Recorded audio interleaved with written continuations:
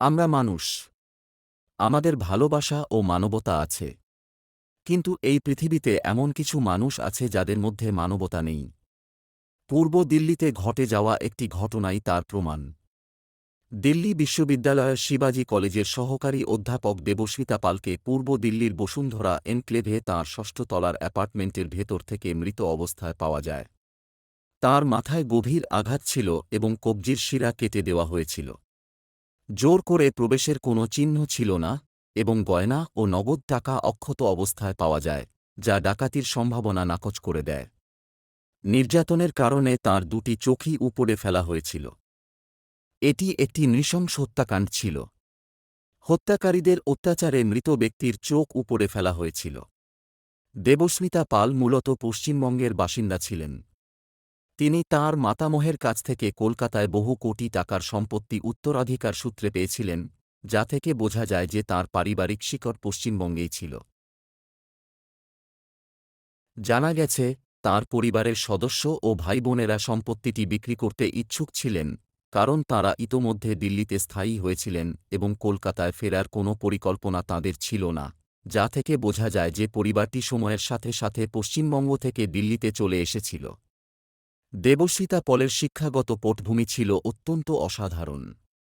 তিনি দিল্লি বিশ্ববিদ্যালয়ের মহারাজা অগ্রসেন কলেজ থেকে ইংরেজিতে অনার্স ডিগ্রি অর্জন করেন।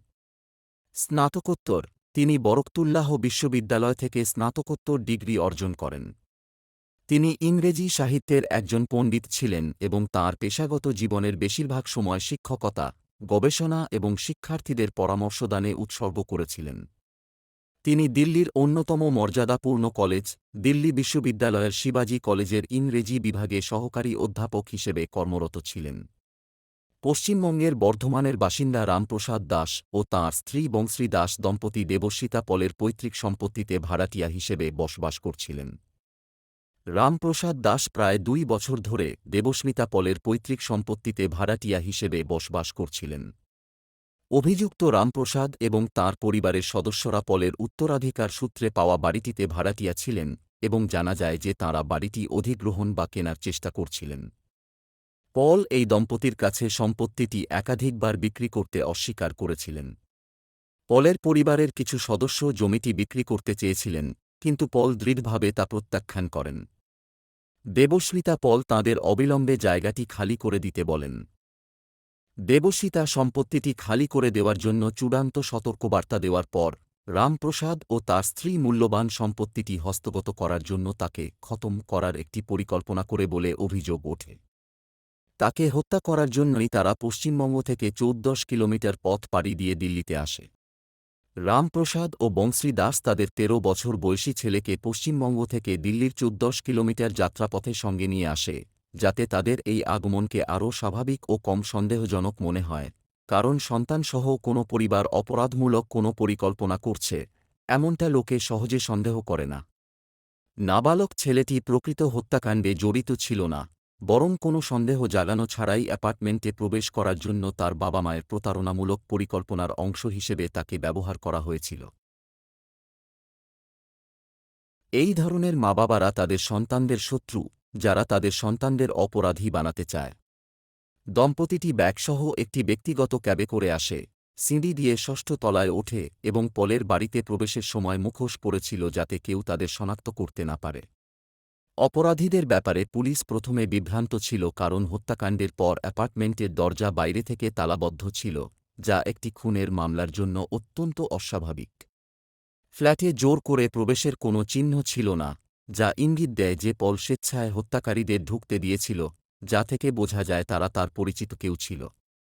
সিসিটিভিতে দেখা যায় দুজন মুখোশধারী ব্যক্তি, একজন পুরুষ ও একজন মহিলা, বিল্ডিংয়ে প্রবেশ করছে, তাদের মুখ ঢাকা ছিল, যার ফলে প্রাথমিকভাবে তাদের শনাক্ত করা অসম্ভব হয়ে পড়ে। মুখোশধারী জুটিটি 30 মিনিটের ব্যবধানে আলাদাভাবে বিল্ডিং থেকে বেরিয়ে যায়, যা পালানোর একটি অস্বাভাবিক ধরন বলে মনে হয়েছিল। কোনো চুরি বা ডাকাতি হয়নি, কিছুই চুরি হয়নি, যার ফলে উদ্দেশ্য কী ছিল তা অস্পষ্ট থেকে যায়। দর্শনার্থী প্রবেশ ব্যবস্থায় ত্রুটি ছিল, বাসিন্দারা সরাসরি গেটের প্রহরীর মাধ্যমে অনুমোদন দিলে কিছু প্রবেশ রেকর্ড করা হয়নি। কমপ্লেক্সের কিছু এলাকা সিসিটিভি ক্যামেরার আওতায় না থাকায় সন্দেহভাজনদের খুঁজে বের করা আরও কঠিন হয়ে পড়েছিল। পুলিশ প্রথমে নির্ধারণ করতে পারেনি যে মুখোশধারী দুই দর্শনার্থী কারা ছিলেন বা পলের সাথে তাদের কী সম্পর্ক ছিল। পুলিশ হাউজিং সোসাইটি থেকে সিসিটিভি ফুটেজ উদ্ধার করে, ভিডিও থেকে ক্যাবের গাড়ির নম্বর শনাক্ত করে এবং গাড়িটিকে চালকের কাছে ট্র্যাক করে।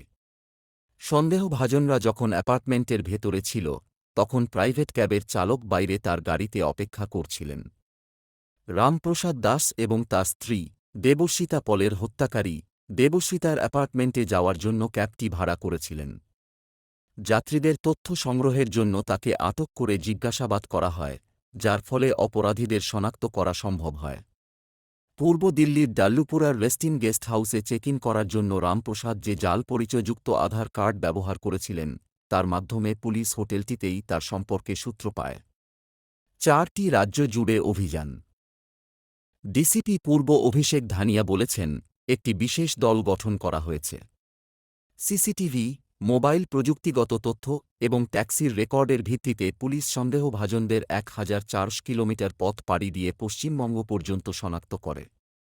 দিল্লি পুলিশ পশ্চিমবঙ্গের বর্ধমান থেকে 42 বছর বয়সী রামপ্রসাদ দাস এবং 36 বছর বয়সী বনশ্রী দাসকে গ্রেপ্তার করেছে। অপরাধ সংঘটনের সময় উপস্থিত থাকায় তাদের নাবালক পুত্রকেও জিজ্ঞাসাবাদের জন্য আটক করা হয়। সকলকে দিল্লিতে নিয়ে আসা হয়। এখন পর্যন্ত পুলিশ রামপ্রসাদ দাস বা বনশ্রী দাসের কাছ থেকে কোনো সরাসরি প্রকাশ্য বিবৃতি বা স্বীকারোক্তি প্রকাশ করেনি। এই দম্পতিকে 7 জুন 2026-এ গ্রেপ্তার করা হয়েছিল এবং মামলাটি এখনও তদন্তাধীন। তাই অভিযুক্তরা জিজ্ঞাসাবাদের সময় কথিতভাবে যা প্রকাশ করেছে, সে সম্পর্কে দিল্লি পুলিশ গণমাধ্যমকে যা বলেছে, কেবল সেটুকুই আমাদের কাছে আছে। ভারতীয় আইন অনুসারে হেফাজতে থাকাকালীন পুলিশের কাছে দেওয়া বিবৃতি আদালতে স্বীকারোক্তি হিসাবে গ্রহণযোগ্য নয়, যদি না তা ম্যাজিস্ট্রেটের সামনে দেওয়া হয়। তাই পুলিশ যা বলছে যে এই দম্পতি প্রকাশ করেছে, তা সিসিটিভি, ফরেনসিক রিপোর্ট এবং সাক্ষীর সাক্ষ্যের মতো প্রমাণ দিয়ে এখনও প্রমাণ করতে হবে। পুলিশ দাবি করছে যে এই দম্পতি জিজ্ঞাসাবাদের সময় উদ্দেশ্য এবং পরিকল্পনার কথা স্বীকার করেছে। কিন্তু এখন পর্যন্ত আদালতে আনুষ্ঠানিক স্বীকারোক্তির কোনো প্রকাশ্য নথি নেই। বিচারই তাদের দোষ প্রমাণ করবে। যদি এই দম্পতি পরে দোষ স্বীকার করে বা বিচারিক স্বীকারোক্তি দেয়, তবে সেটিই হবে আইনি স্বীকারোক্তি। তার আগ পর্যন্ত তারা অভিযুক্ত এবং নির্দোষ বলে গণ্য হবে।